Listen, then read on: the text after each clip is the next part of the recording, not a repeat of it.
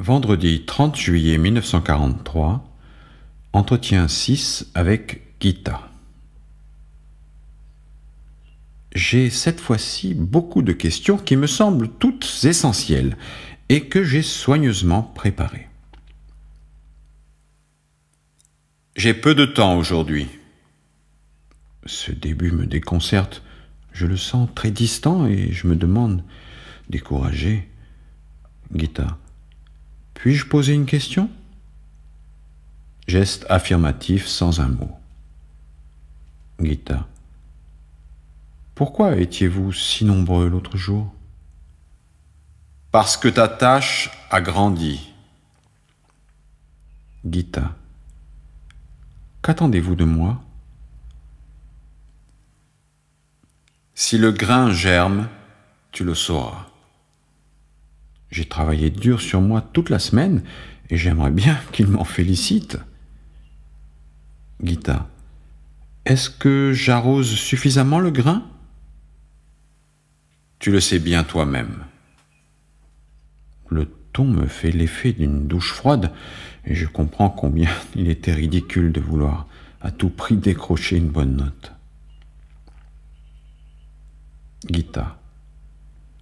Les morts de ma famille sont venus à moi dans mon rêve. Est-ce que je peux faire quelque chose pour eux? Avec un ton très neutre et distant. Il y a beaucoup de morts faibles. Gita. Comment pourrais-je les aider? Avec la récolte. Gita. Que faire pour avoir quelque chose à récolter?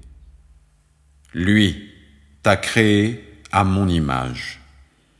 Cette réponse me touche profondément. J'existe à l'image de mon ange. Gita. Pourquoi as-tu peu de temps aujourd'hui? Pour t'apprendre la mesure. Je réponds encore à une question. Je fouille précipitamment dans mes papiers pour trouver la plus importante. J'ai le temps. Ces mots m'ouvrent une éternité tranquille et immédiatement vient la question qui me tient le plus à cœur. Gita. Qu'est-ce qui en moi ressemble le moins à ton image? Je l'arracherai. L'incertitude. Gita. Je ne comprends pas. Ne vacille pas. Je baisse les yeux. Regarde-moi. L'expression de Anna se transforme. Elle me semble refléter l'austère solennité d'une dimension qui n'est pas de ce monde.